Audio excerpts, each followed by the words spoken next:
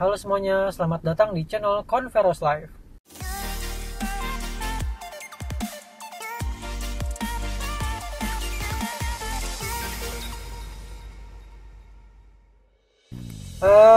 Kayaknya udah lama banget gue nggak bikin video, nggak ngupload video. Udah hampir 1-2 bulan. Kayaknya 1-2 bulan gue nggak bikinin konten. Oke, kali ini gue langsung aja. Kita mulai dari KM berapa? Sekarang gue udah di KM, odometernya menunjukkan di angka 27.885. Oke, ini gue kasih tahu fotonya. Oke, ini masih menanggapi soal konsumsi BBM. Nih, oke, gue tekanin sekali lagi. Ini cuma perkiraan aja ya, ini cuma perkiraan. Dan itu, ini karena mobil emang gue pakai harian, jadi kan ibaratnya ini yang gue rasain sehari-hari, konsumsi BBM sekian gitu. Gue tiap kali beli BBM itu sampai nyentuh garis itu, si garis yang apa, yang ada garis di fuel itu, yang di indikator itu setiap berapa km itu gue harus isi bensin gitu. Itu tuh perkiraan aja. Jadi kalau untuk detail banget enggak ya, maksudnya ini akurasinya itu ya 80-85% lah gitu. Karena gue nggak ngitung pakai metode full to full gitu kan. Ini cuma metode sederhana gue aja yang gue pakai, karena gue pakai mobil ini sehari-hari. Jadi konsumsi BBM-nya adalah range-nya nih, range dari konsumsi BBM si Convero S ini dari 9 sampai 11 km per liter, tergantung jalanan, tergantung kondisi, ya pokoknya tergantung kondisi jalanan lah. Kalau dalam kota itu segitu. Kalau luar kota tuh sebenarnya juga beda tipis kalau si Convero ini. Paling kalau luar kota ya 1 liter tuh dapatnya 13 atau 14 dah, itu udah paling hemat banget. Makanya gue bilang kayaknya di video gue sebelumnya, si Convero ini kalau buat yang nyari irit banget, ini bukan pilihan kalian. Karena kalau buat gue ini tuh dibilang irit enggak, tapi dibilang boros juga enggak. Ini kayak di tengah-tengah gitu loh. Kayak di tengah-tengah, yang irit banget itu enggak, tapi yang dibilang dalam apa standar boros itu juga enggak, jadi tengah-tengah aja gitu. Range rata-ratanya ya tadi gue bilang dari 9 sampai 11 km per liter. Oke, kali ini gue pengen baca-bacain komen dari kalian nih. Kita mulai dari nama akunnya Maling Sendal. Oke, Bang Maling Sendal nih gue bacain ya. Katanya gini, mau sharing juga Bang. Ini dia menanggapi soal apa video gue yang sebelum-sebelumnya juga ya, yang masalah karat di rem, di piringan cakram. Itu kata dia gini, kayaknya semua mobil rem cakram bakal begitu, itu sih normal, kalau salah mohon diralat, jadi gitu. Oke, yang kedua, kasusnya nutup pintu nggak rapet. Jadi kalau misalkan nutup pintu yang ini nih, yang belakang sebelah kiri, jadi kalau kurang kencang dia kayak membel, kayak nggak nutup, kayak membel kebuka lagi gitu. Itu katanya dia gini, itu efek mobil Convero yang kedap. Emang efek negatifnya harus ditutup agak kencang. Lanjut, nah ini yang soal wiper nih, wiper belakang yang bunyi ngek ngek ngek gitu kan. Yang depan juga gue pernah, tapi sekarang udah nggak pernah. Cuma beberapa kali doang, terus habis itu sembuh.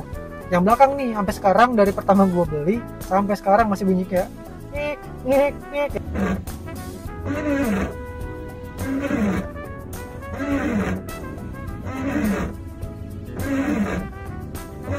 Itu ngeganggu. Katanya gini, kalau wiper itu ganti aja karetnya atau karet wipernya. Saya kejadian gitu di wiper depan, begitu diganti hilang masalahnya gitu. Kata dia, oh dia berarti yang depan juga kayak gitu nih. Nah kata dia gini, setahu saya wiper bawaan emang agak kurang bagus tuh. Nah terus soal konsumsi bahan bakar tadi nih, kita lanjutin. Kata dia, kata Bang Maling Sendal, lebih boros karena bodinya berat. Itu yang waktu itu gue juga pernah cerita juga deh. Kalau Wuling Convero itu, Wuling itu mainnya di platnya 0,9 mili. Itu kurang lebih 0,2 sampai 0,3 mm lebih tebal dari mobil sekelasnya. Itu lebih tebal sekitar 0,2 sampai 0,3 mili lah di Wuling ini. Karena bodinya lebih berat, jadi konsumsi bahan bakarnya juga lebih boros. Nah kalau emang bodinya nggak setebal itu atau enteng, kata dia emang pasti irit gitu. Logikanya sih masuk, kurang lebih kayak gitu. Oke, gue pengen bacain lagi nih respon dari Bang David Lopulalan. Ini dia ngerespon soal suspensi belakang yang jeduk-jeduk. Jadi kalau misalkan travelnya tuh kalau menurut gue tuh pendek gitu, suspensi travelnya tuh pendek. Jadi kalau misalkan ada ketekan dikit atau belakang penuh terus ada poldur atau ada lubang, dia kayak habis gitu, jeduknya. Bunyi jeduknya itu dari stoppernya itu, jadi buat nahan. Jadi ibaratnya pera udah mentok gitu, udah kempes banget tek gitu. Itu yang bikin bunyi tuh stoppernya. Nah, si Bang David Lopulalan ini ngasih respon nih, katanya suspensi belakang jeduk. Iya betul, katanya gitu. Ini bawaan Convero dari 2017. Nah, ini kayaknya juga harus jadi koreksi, harus jadi bahan koreksi buat Wuling nih. Gara-gara jarak travel suspensi yang pendek, jadinya bentur ke stopper. Itu yang gue bilangin tadi. Solusi paling sederhana dan murah yaitu dipasangi spring damper atau buffer. Jadi gitu. Oke, kita lanjut. Suspensi yang bunyi nguk-nguk-nguk. Kalian juga pasti pernah nih. Pas lagi jalan nih, karena poldur apa-apa bunyi nguk-nguk gitu. Nah, itu dia bilang gini, iya betul, ini juga masih dialami di unit saya tahun 2017 di odometer 85.000 km.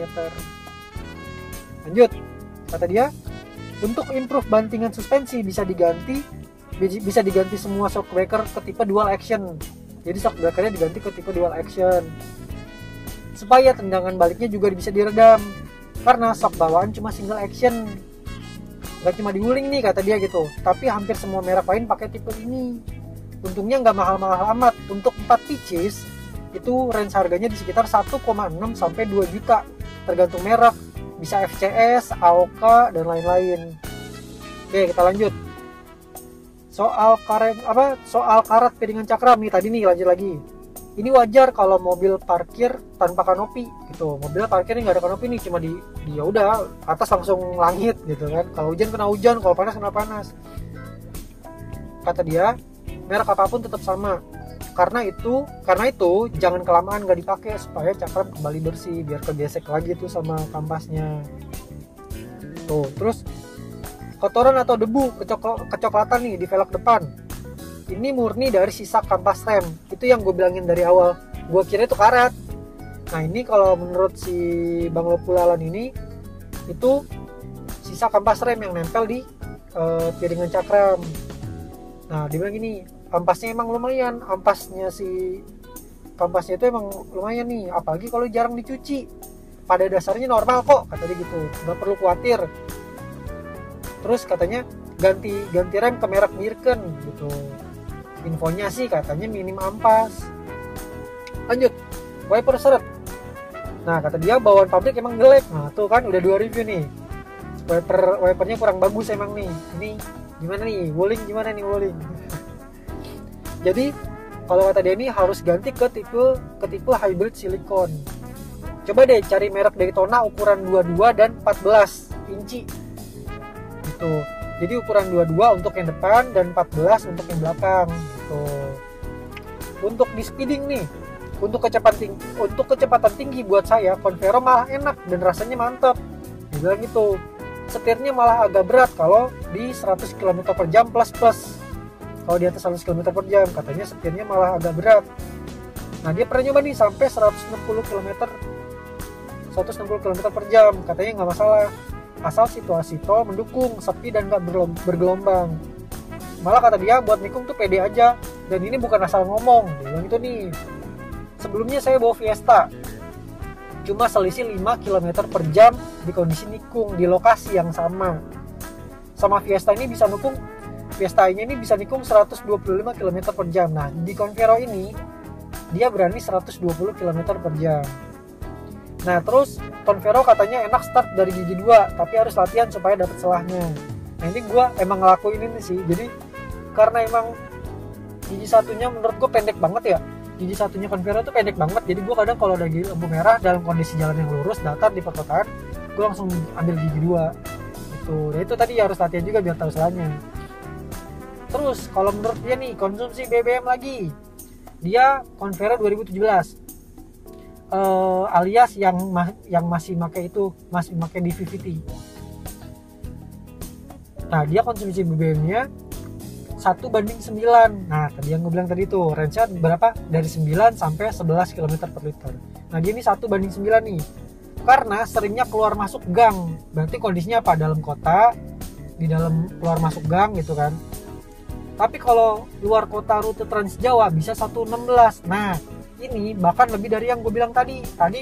Kalau gue hitung rata-rata lah, hitung kasar, kalau keluar kota nih, kayak misalkan gue pulang kampung mudik ke Jawa Tengah, itu konsumsi BBM-nya sekitar 1:14 km per liter. Bahkan ini bisa sampai 1:16. Nah soal ini terus lanjut, kita ngomong soal peredam. Convero katanya perlu tambahan peredam suara dan panas di atap dan di lantai, terutama di sisi firewall. Bawaan pabrik sih udah bagus, tapi masih bisa dimaksimalin, benar. Terus soal oli nih, oli bawaan SGMW menurut dia kurang oke. Karbon di silinder cepat menumpuk, makanya setiap 30.000 km harus karbon cleaning. Apalagi kalau pakai Pertalite, beda unit bisa jadi beda hasilnya, kata dia gitu. Ini soal oli nih. Kalau ada yang punya pengalaman lebih nih soal oli nih, oli apa yang bagus, kira-kira apa yang cocok sama oli Convero, boleh nih komen di bawah. Oke, lanjut. Dia ngomong soal velg bawaan. Kata dia velg bawaannya Convero tuh termasuk kuat loh. Entah berapa kali udah ajar lubang dan masih bulat nih, bebas peang, nggak ada peang-peangan. Mungkin karena saya juga jaga tekanan angin, kata dia gitu. Angin bannya antara 31 sampai 33 PSI atau 2,2 sampai 2,4 bar. Nah dibilang gini, fitur TPMS yang ada di Convero itu betul-betul terasa manfaatnya, bilang gitu. Kemarin gue dapet bukan insiden sih, jadi si check engine nyala, terus tiba-tiba mesin pincang. Jadi kayak kita pakai mobil tuh berasa mobil 3 silinder dan rasanya pengen mati. Mobilnya mau mati, nggak ada tenaga. Mobilnya mau mati, kalau digas pas lagi tanjakan tuh nggak ada tenaganya banget, capek banget, gue harus ngegas dalam-dalam. Kalau mobil mundur, terus di bannya agak kayak ada batu gitu, itu susah banget, ngelewatin batu aja susah banget. Terus gue telepon dong, gue calling. Oke, gue udah dijadwalin buat servis gitu kan. Nah besokannya tiba-tiba cek engine-nya tuh masih nyala, cuman mesinnya udah normal, tiba-tiba normal lagi. Nah terus oke lah, gue ke kantor dulu kan. Akhirnya siangnya gue izin buat ke bengkel di Wuling Ciputat. Nah waktu gue ke parkiran dan gue pengen jalan ke bengkel, tiba-tiba cek engine-nya udah hilang, udah normal lagi, mesinnya udah normal lagi. Terus gue bingung ini kenapa gitu. Udah akhirnya sekalian lagi gue bawalah gitu. Pas dicek di sana, si orang bengkelnya juga bingung, ini cek engine udah mati gitu. Akhirnya dicoba semua lah. Ternyata masalahnya ada di bensin. Jadi waktu dibuka filter bensinnya, isinya lumpur semua, hitam lumpur. Ini gue kasih tahu nih fotonya nih.